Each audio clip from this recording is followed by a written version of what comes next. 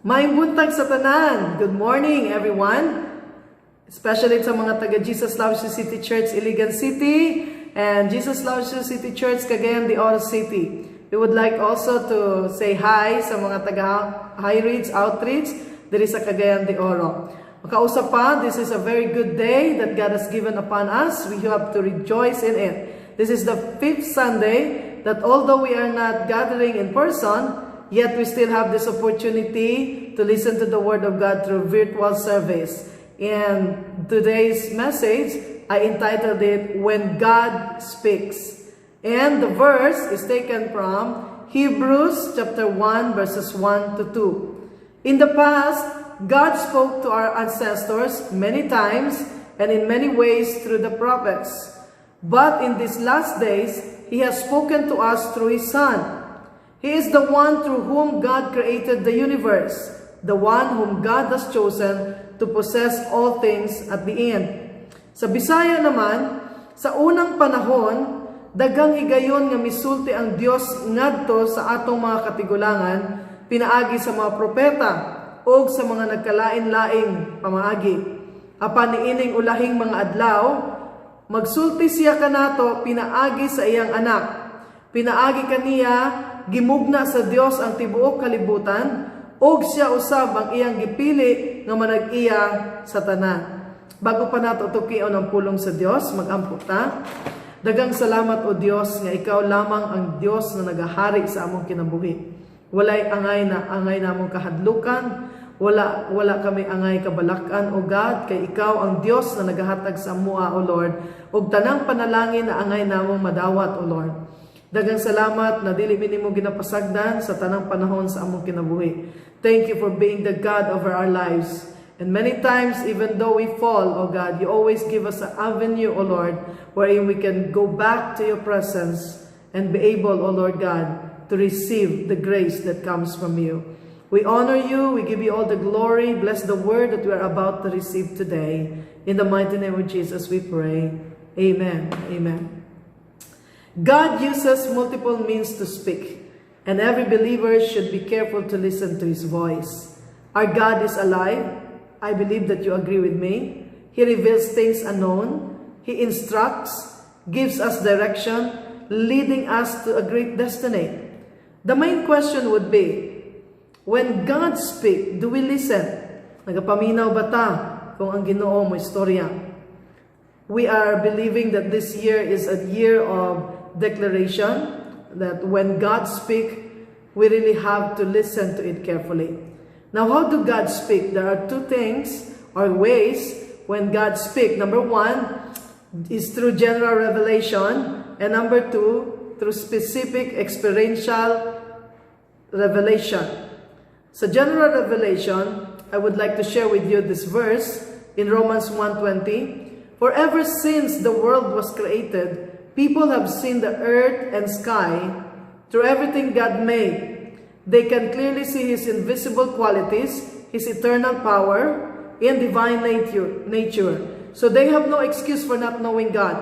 Sa paglantaw pa lang nato sa atong palibot, makita na gid nato kung unsa ka tinuod na adunay Ginoo. So explainable na siya. Dili ta makaingon nga walay Dios. Kabalo na gyud ang tanang tao na adunay Ginoo, because this is a general revelation. Kinsa ang nagbuhat sa mga punuan, kinsa ang nagmugna aning kalibutan, and all things, no? We can appreciate Him through general revelation. Natural blessings are there. Gitugot niya ang pag-ulan sa tanang klase o matang sa kinabuhi sa tao, adunay pag-ulan, adunay pagsiga sa adlaw. Okay, sa Bisaya pa, tinuod nga dili nato makita ang Dios, apan sukat pa sa pagmugna sa kalibutan, ang iyang walay katapusan nga gahom o pagka-Dios gipatayag na pinaagi sa mga butang nga iyang gibuhat. Pusa wala sila ikabalibad kaniya. So wala gyud tay rason na makaingon igsoon nga walay Dios. Kay klaro o obvious jud kaayo sa atong mga palibot o sa mga nangahitabo sa atong kinabuhi. But the second way, when God speaks through this way, specific experiential revelation, kaugalingon nato ning experience diya sa Dios. We receive the word Sometimes common words that comes from His Word, of course. Pero aduna tay rema na ginatawag. Ganun bitong personal revelation. Kaya ingon siya sa John 1:1-2, in the beginning, the Word already existed. The Word was with God, and the Word was God. He existed in the beginning with God. Kung sa Bisaya pa, sukad pa kaniadto ang pulong kauban na sa Dios, ug ang pulong mao ang Dios. Sukad pagayod kaniadto ang pulong kauban na sa Dios. So kung kining atong experience, personal experience nato sa Dios, adunay ginastorya kanato, we might as well listen carefully to it because this is a specific revelation that God wanted us to have. So dili nato sayangon kini mga butanga. If there is what we call general revelation, naputay specific experiential revelation. Now, ang pangutana, how should we respond when God speaks? Dirita usahay mga palpak, no? The word is already given to us. All we need to do is to just respond to it. Pero maski sa pag-respond, manhid na siguro ta or kanang nakalos ng atong mga kasing-kasing.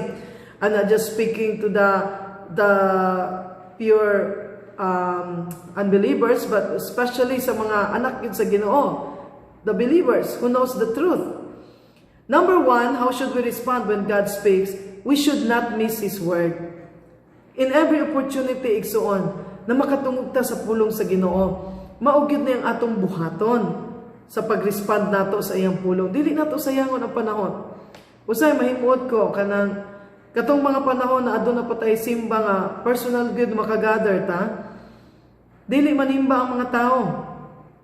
Karon nga pang-quarantine ta, mangita na hinuon kung kanus ang isimba, kanus atawa balik magsimba. I mean, usay makatawa ka ba, no? When given na ang mga butang, dili nato ma-appreciate. Kung kanus agani na nawala sa tua, diha nato pangitaon. But isa ka butang na pinaka dapat natong masabtan karon is this is now the time when God really speaks to us in so many ways. And ang pinaka the best is mostly this time the specific revelation. Ibig sabihin, personal, experiential revelation that God is giving to us. In Matthew chapter 13:13-14. Hope that we will not be like this. Busa, nagasulti ako kanila, pinaagi sa mga sambingay tungod kay nagtanaw sila, apan dili nila makita. Ug naminaw sila, apan dili makasabot. Busa, natuman diya kanila ang giingon sa Dios pinaagi sa propeta Isaias, sige lang kamog paminaw, apan dili kamo makasabot. Sige lang kamog tanaw, apan dili kamo makakita. Though seeing, yet they do not see.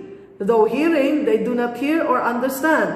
In them is fulfilled the prophecy of Isaiah, you will be ever hearing, but never understanding. You will be ever seeing, but never perceiving. Ever since, no, kita perminti ta ginakasab-an sa una sa ato ang mga ginikanan kay kung adunay sugo, lain ang atong pagabuhaton. Kung adunay sugo, dili ta gusto mo sunod. Murag di ta kasabot nga kining mga sugo usahay, dili lang man ni para sa ilahang kaugalingon kundi para ni sa ato ang tanan.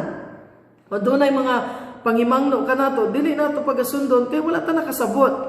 But God wanted us to understand that this time and this season, we don't need to miss the Word of God. In every opportunity, sa tanang panahon igsuon, na pwede ka makadungog o maka-receive sa pulong sa Dios, imong gid kining paminawon. As long as this is the truth that really comes from God. Hindi ni siya gikan sa mga kung unsa lang na basta lang na mga pulong sa tao, kundi pulong gyud sa Dios. Isaiah 55 verse 11, it says, mauusab ang mga pulong nga akong gisulti, dili kini makawang, kung dili tumanon niini ang akong tumong. Og mulampos kini sa katuyuan sa akong pagpadala niini. So it's not all about us.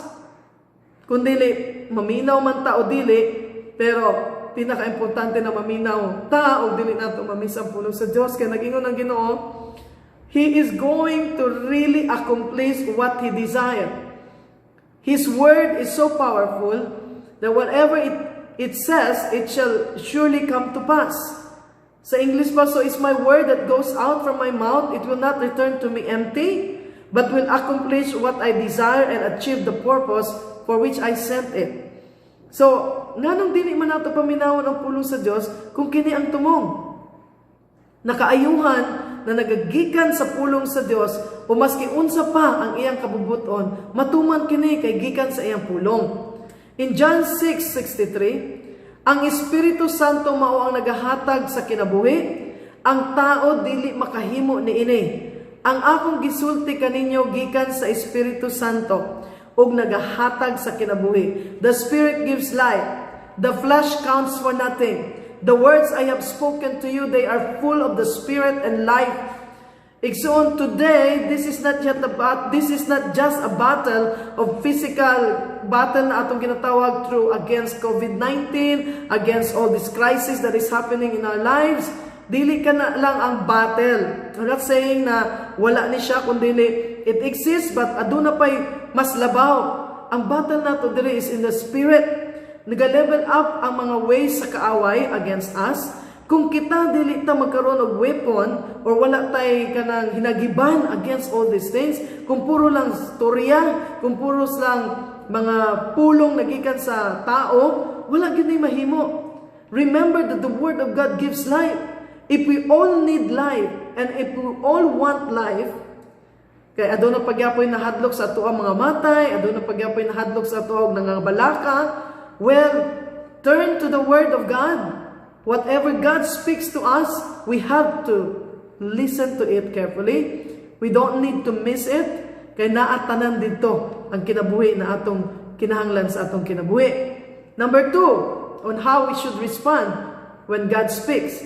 Be teachable and humbly accept His word. Usay sa tuang, I'm not just, generally no, maski ako, dili ko exempted ani. Usahay, makadungog na ta sa pulong sa Dios, pero dili gyud ta willing maminaw, dili ta willing magpatudlo, murag feeling nato mas hawd pa ta. O kaya i-insist gyud nato kung unsay sa tanaw nato sakto. Hey, I'm telling you, dili na ni pinulungan sa tao igsoon. Our battle needs a spiritual power that comes from the instruction and the presence of God. So you might as well be teachable, i-admit na to ang atong sayop, and listen carefully to the instruction of God. In 1 Samuel chapter 3 verse 9, so he said to him, go back to bed. This is about Samuel. And if he calls you again, say, speak Lord, your servant is listening. So Samuel went back to bed. Busa giingnan niya si Samuel, balik og higda og kun mutawag siya pag-usab, ingna siya, sulti Ginoo, kay ako ang imong alagad nagapamati. Busa may balik si Samuel og higda. So the moment when God calls you, o aduna ba'y gistorya sa imuha ang Ginoo, be sensitive enough and to really be willing to tell God na, Lord, ni alam ko, maminaw ko o God kung unsa ang imong isulti. In Proverbs 4:20 it says, anak, pamatia pag-ayo ang gipangtudlo ko kanimo. So pay attention to what I say, listen to my words. Usay, kung kanus-an na ng kinahanglan na nato, dito pa ta mga pa, unsa nga itong gisulti sa Ginoo, aron nga ma-overcome na ko kini akong kahadlok and everything. Nakalimot na ta. Nga naman, wala taga pay attention usahay.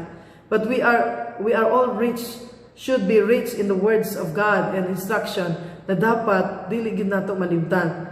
Again in Proverbs 15:31-32, it says, whoever heeds life, giving correction, will be at home among the wise. Those who disregard discipline despise themselves, but the one who heeds correction gains understanding. Ang maminaw o pagbadlong nga makahatag kaayuhan sa kinabuhi, mahimong maalamon. Peligro ang tao nga dili mamatig pagbadlong nga mutulid sa iyang pamatasan. Apan kung iya kining tuuhan, makaangkon siya og pagsabot. So, igsuon, if you really want life, kung gusto nimo matulid ang imuhang kinabuhi, kung gusto nimo na mahimo kang truly an overcomer against all these wild things that the enemy is giving upon us, distraction, tanan-tanan, no? He came to steal, to kill, and to destroy. Pero ang Ginoo, through His Word, He came to give us an abundant life.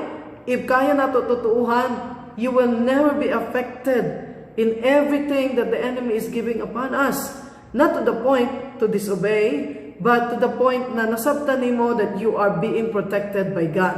And you know exactly your role. Kung unsay papel nato na ngay pagabuhaton. Dili nga mahimong mahadlokon, kundi mahimong overcomer. Last, number 3, on how we respond to the Word of God or when God speaks. Of course, obey the Word. Unsa man ang paminawan nato, pero wala day kay willingness na maminaw sa pulong sa Dios, baliwala igsoon.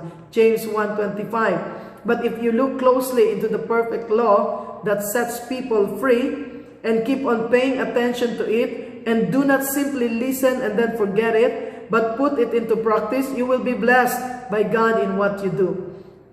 Apan ang magsusi pag-ayo sa hingpit nga kasukuan nga mo'y makahatag og kagawasan sa mga tao ug dili kay maminaw lang ug unya malimot ra dayon kun dili magpadayon gayud sa pagtuman niini panalanginan sa Dios sa iyang mga ginahimo.